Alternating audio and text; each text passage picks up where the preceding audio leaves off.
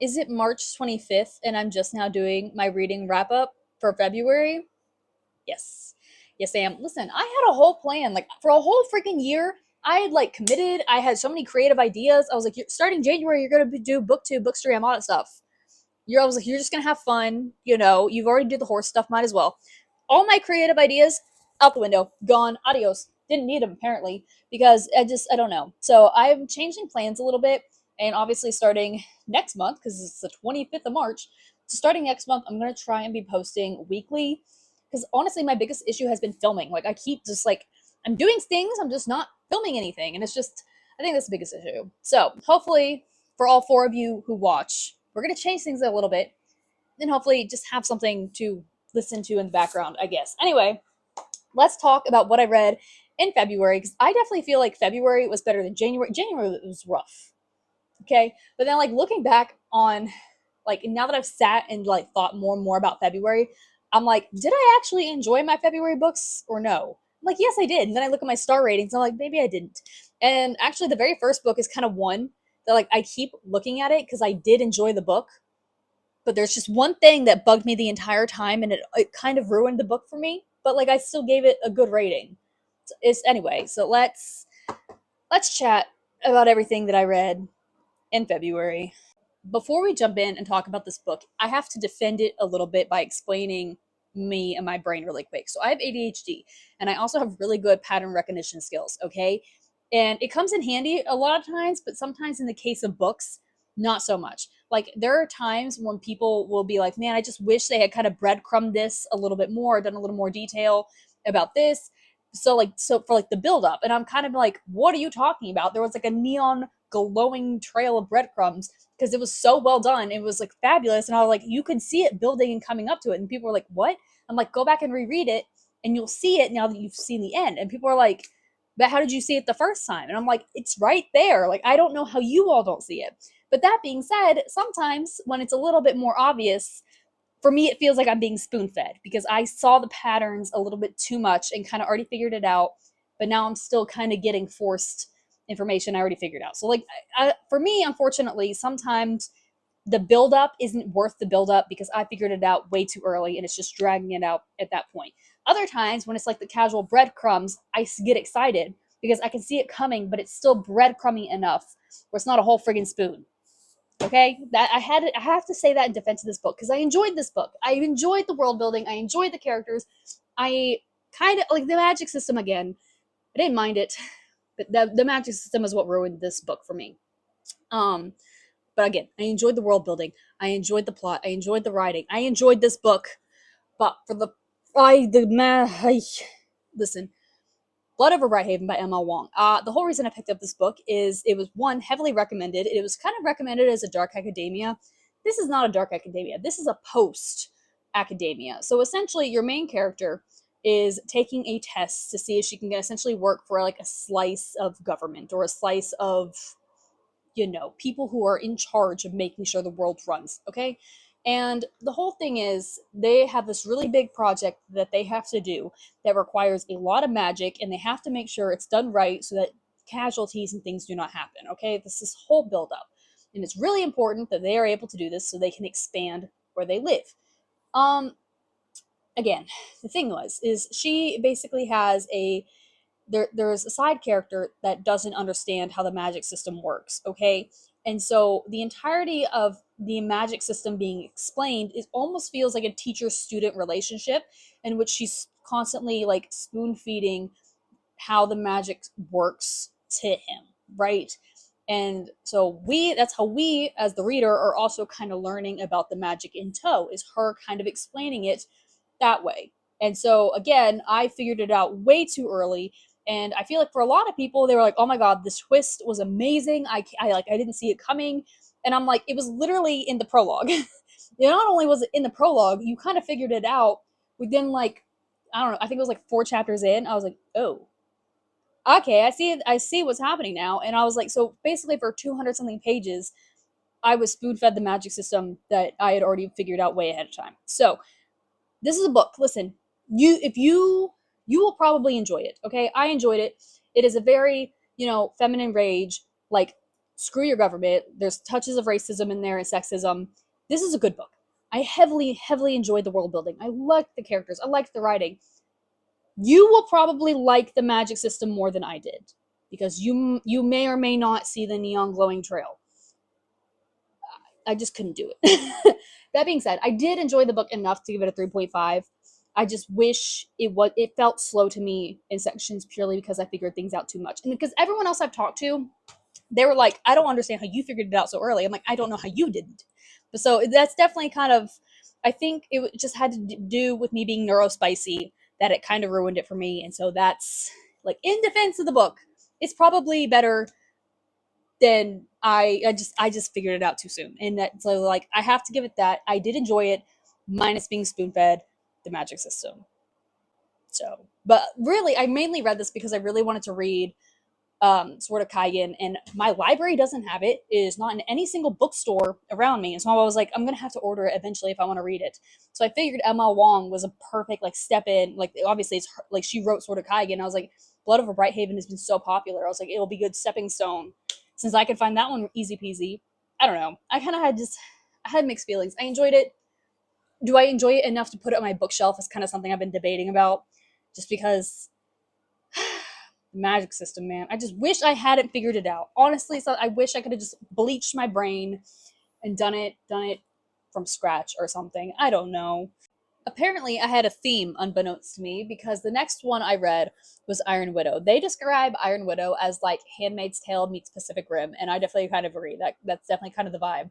But the reason I said it followed the theme, because there was definitely a lot of, again, feminine rage, overthrowing your government, sexism, racism type vibes in this book. Overall, I gave it a 4.0. I definitely enjoyed this book. I really enjoyed the world building. The characters were also really enjoyable.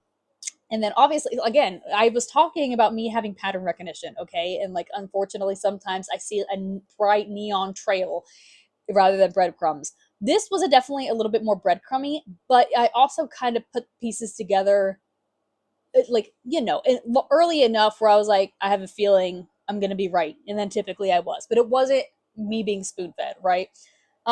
Anyway, I gave it a 4.0. There was some parts in the writing, the writing style, that felt a little bit immature, simply just maybe a little rushed, or just like a little, I don't know. Like, overall, the overall story cadence was good. There was just like little points here and there where I was like, immature writing. And then also, my biggest thing was at the very beginning of this book. Now, I'm gonna go ahead and say this, like, without spoilers or anything. The women in this book suffer a lot of injustice. Okay, there is a lot happening to them that they do not deserve, but it's kind of like a hive mind type deal, where, like, they don't know any better, essentially, that they're being mistreated. And so the whole reason she essentially volunteers to be sacrificed, right, is so she can go kill somebody who killed her sister. Okay, that's the whole reason that this whole story goes to take place. She's fed up with it. She's sick of it. She hates it. She doesn't like that she's constantly in pain. She hates that this is happening to everyone else. She hates this it specifically happened to her sister. She's like, I'm gonna go kill this guy, and then they're gonna kill me, and that's gonna be the end of it, right? We don't have to deal with this anymore. The only thing is her sister definitely seemed to be like the catalyst of this whole thing, but I feel like there wasn't really a mention of their relationship to, like, validate, like, the whole, yeah, I'm gonna go this guy because killed my sister. Like, their relationship was mentioned of, oh yeah, this is my sister, but that was it. So, like, I don't know. So, like, I definitely feel like it was the catalyst, obviously, for her to, like, go on this adventure, and but, like, a lot of the other stuff was just, honestly, it felt more like an excuse over anything. Like, she was kind of just building up all this, and that was the excuse, but it didn't really feel like a valid excuse, considering we didn't really see the relationship with her and her sister. That being said, there is a second book that I'm currently starting, so maybe there's detail from that. I don't know, but that's just kind of how it felt. Because here's the thing: I love true psychotic characters. Okay, and sometimes I wish that people would just cut the string and let it happen more often, instead of like, oh, they have to suffer in order for them to be validated in what they're about to do. No.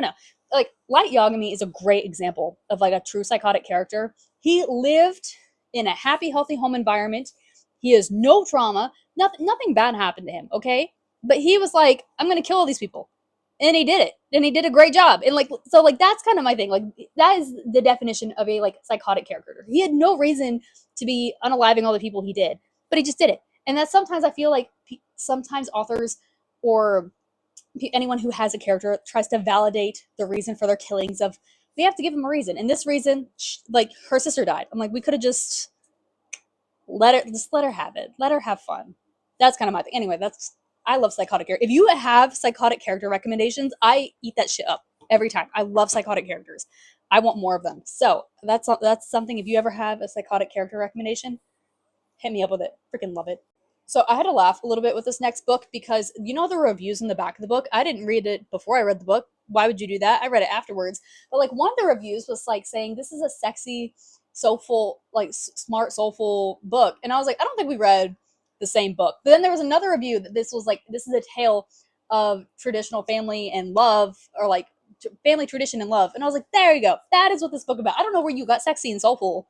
I don't think we read the same book, but it is what it is. Anyway, but the next book I read was The Witches of El Paso. Now, this is a book, I think it came out 2024, 2025, so it's kind of a newer release.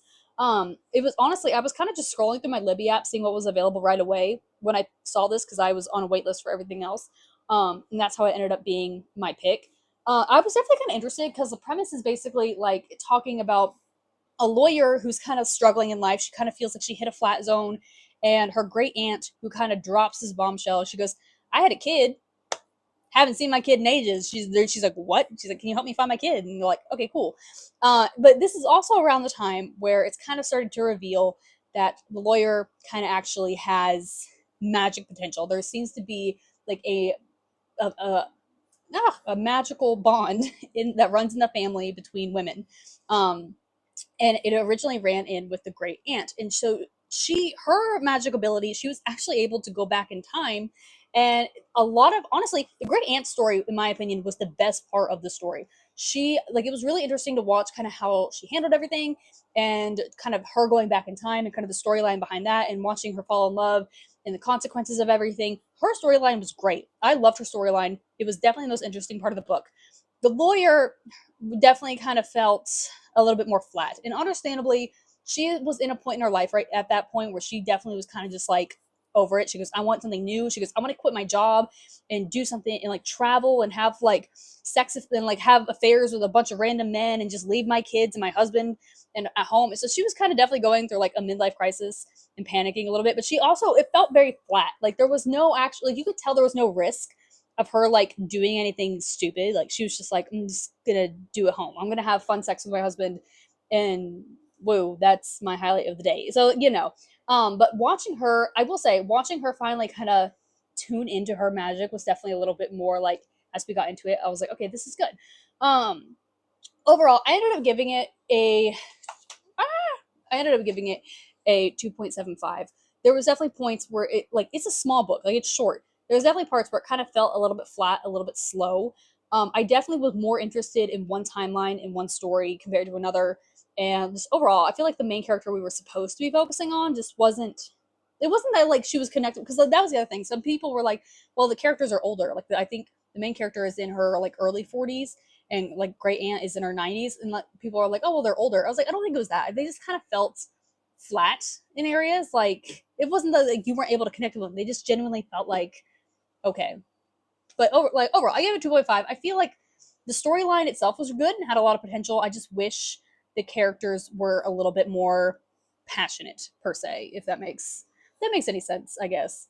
For this next one, this is the first book in a series, and admittedly, when I first finished it, I was like, I don't think I'm gonna read the rest of the series. But that being said, like it's been like a month, and like the more I've sat on it, the more I've kind of been like, I think I am going to go ahead and read the second book and give it another go and just see if it's better, because obviously it's the first book, so it's setting down a foundation.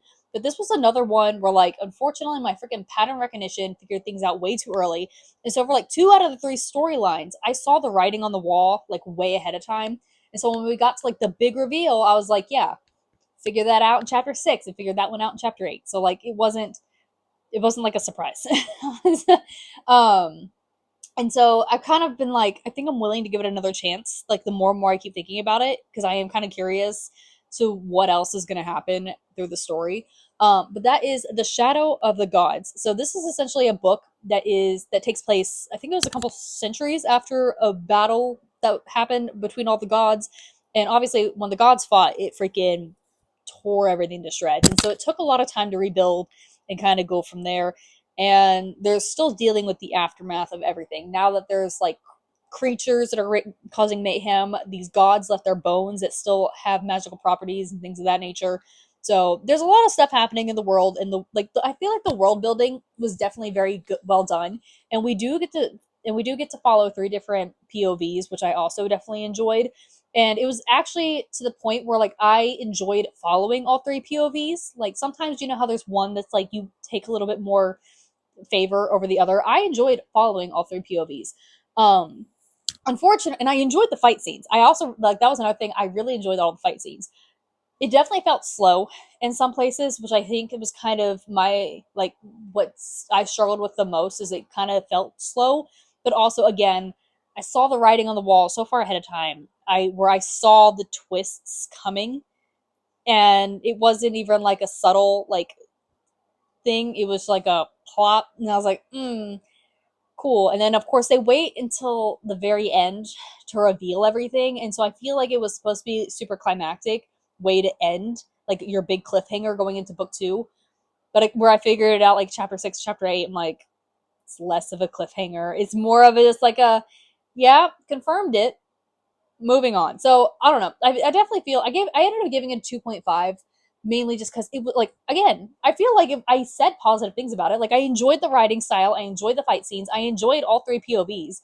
My main thing was it was the pacing was slow, and I just unfortunately saw the twists coming way too soon, and so I kind of just felt like I was reading this book pointlessly. Like it was kind of just a base layer, but I already figured out the base layer ahead of time. So in all honesty, like I don't know, I feel like it sounds negative, but like I enjoyed it for the most part. But I don't know. I feel like the more I've been thinking about it, the more I definitely kind of am planning on giving book two a chance. And so originally I wasn't even on schedule for it, and I have to check to see how long my Libby hold is going to be. I'm sure it took me forever to get this book. I was on the list for I think 4 months before I finally got this book. So, so I don't even want to know how long it's going to take me to get the second book. But yeah, so I'm definitely kind of willing to give it another chance. And maybe it was just first book syndrome of I don't know. I saw that's the one downside. Is like I really wish sometimes I didn't see things too easily, and I just because it would just make the surprises that are supposed to be surprises more fun. Like when I'm genuinely surprised, I kind of get excited, but then also a lot of people are like, "That twist was coming from nowhere." I'm like, "I know, but like it finally surprised me. Like I didn't see a pattern." So I don't know. That's a me thing. That's like it's a me problem, and I'm well aware of it. And my freaking neurospicy brain doesn't let me have any fun. um, but yeah, so that's kind of what it is. So I gave it a 2.5, but I think I am willing to give the second book a chance and see if I am actually going to enjoy the rest of the series, and if it was just like a first book type issue. So this next book was like book of the year for 2024, and when I tell you I was in line for this book for 5 months. Okay? It took me forever to get this book, and I literally finished it in like 6 hours. So I'm over here like why did it take everybody so long to finish this book? It took me months. I was like I think 95th in line. I was like good lord. Anyway, finally got it, and that was James. So James is a Huckleberry Finn retelling from the point of view of Jim James, and listen, I really enjoy like it's kind of a short novel, short book, and it kind of just shows a different perspective of what is all happening throughout the Huckleberry Finn story. And honestly, I hadn't read Huckleberry Finn in ages, and so I ended up going back and also requesting it on Libby because I was like, I need to refresh my memory. I'm still waiting on hold for that one too. So but it had been so long, I was like, I gotta refresh my memory. It's been a while. But that being said, I definitely enjoyed it. This was like the cadence, the world build, not the world building, but like the cadence, the talk of it, just overall, it was a good, enjoyable book. I ended up giving it a 4.25. But say it was just, it felt almost very poetry like throughout the entire reading, and obviously, well, it like Huckleberry Finn is essentially considered a classic, but it is slightly outdated. You know what I mean? Because I also ended up reading right afterwards. Where are you? because so I requested Huckleberry Finn, and Huckleberry Finn for me is still on like I think I was supposed to get it in like 2 weeks, but Tom Sawyer happened to be available, so I was like, I'll go ahead and read Tom Sawyer. And so I ended up giving it a 2.75 simply because listen, it's a classic. We're gonna read it, but like it definitely, despite the fact that it is like a short little book, it is slow in points. Like it's a fun little adventure book in sorts of just like a weird freaking kid in the middle of hell. But overall, like there was definitely still slow in parts, despite the fact that it was like a quick little short book. I don't know. I feel like that was a horrible. I feel like in order, you don't have. Here's the thing: you do not have to read Huckleberry Finn in order to read James. But it had been so long for me since I've read Huckleberry Finn that I was like, I feel like I need to go back and reread all this. And then I was like, and then I read Tom Sawyer. I was like, no, this is definitely why I like James more. I was like, like, granted, it's a different time and everything, and that's why the cadence of the words and everything, the storytelling is different.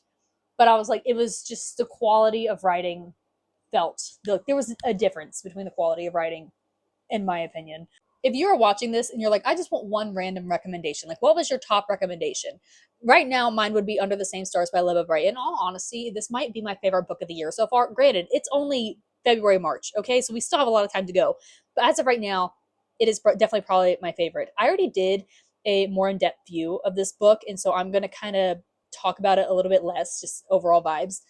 Originally, I gave it a 4.25, and I've kind of bumped it up to a 4.5. There are definitely some things that I faulted on to not make it that 5-star read. Um, but overall, the plot, I love the plot. It is a it is a historical fiction that with a hint of like not a hint with a mystery aspect as well, and you get to travel through three different povs and also three different timelines. So you have Germany right before Hitler, like the official start of the war happened, but like Hitler's a very powerful influence at that point.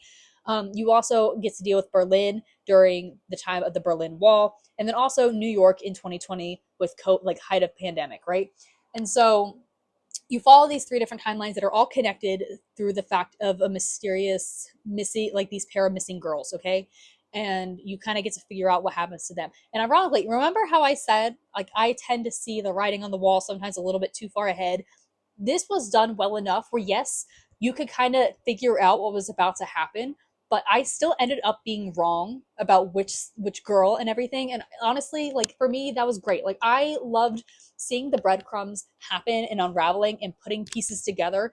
And I actually saw someone else do another review on it, and they were like, I kind of wish that there had been more like hints dropped throughout the book. And I'm over here like it was a neon flag right there. Like how did you not see it? Because I was obsessed. Because anyway, it was done well enough for me where I was like, I could see the outline of the wall, but I could not see the full sentence. And so for me, chef's kiss. Anyway, I do have to nog it on a few things, and that was the teenagers in 2020. The lingo, the way they talk, was not how teenagers would talk. Okay, and so I definitely kind of was like, yeah, that's a little, a little cringy type vibe. But then also there was three timelines, there was three POVs. I definitely felt like the weakest one was the one in Berlin. Like it was the connecting factor between the two timelines, but it was kind of like a random thing that like I understood why we were reading it, but for me it was just the one that was lacking the most. But overall, like again, I gave it 4.5. I heavily enjoyed it. If you are an audiobook person, I loved this audiobook. Okay, so I've read the book and listened to the audiobook, and chef's kiss, the audiobook was chef's kiss. So that is my current recommendation so far of the month, but also for the year. Could it change? Yeah, probably. But as of right now, like that has been my number one contender for my potential book of the year. We got a long year to go though, so but that's I loved her. She's been my favorite. We only have two more to talk about, and I read both of these books in preparation for Catabasis that is coming out in, I think, August is when it's coming out. So obviously a lot of people recently got the ARC, and so they've been giving recommendations of you should read this before you get to there. So the first one that I read was the Illidad. Oh my god, Jesus Christ. Overall, it's just a very, a classic at this point. I ended up giving it a 3-star. Listen, I feel like if you do not have kind of a baseline understanding of Greek mythology, keep like a tablet, your phone, a computer on standby if you need it to kind of like deep dive a little bit more into certain characters or things of that nature, because I do feel like sometimes you get a lot of names and they do tend to give you the information about the character, but sometimes it's just like it's like an info dump, and I feel like for some people it might get a little confusing. But overall, it's just a classic, you know. And so I gave it a 3, and I basically just read it in preparation for Calabasas, and then I also followed it up with the Odyssey, because why wouldn't you? And I did give the Odyssey a 2.75, and you're probably like, but they're basically no, they're not the same thing.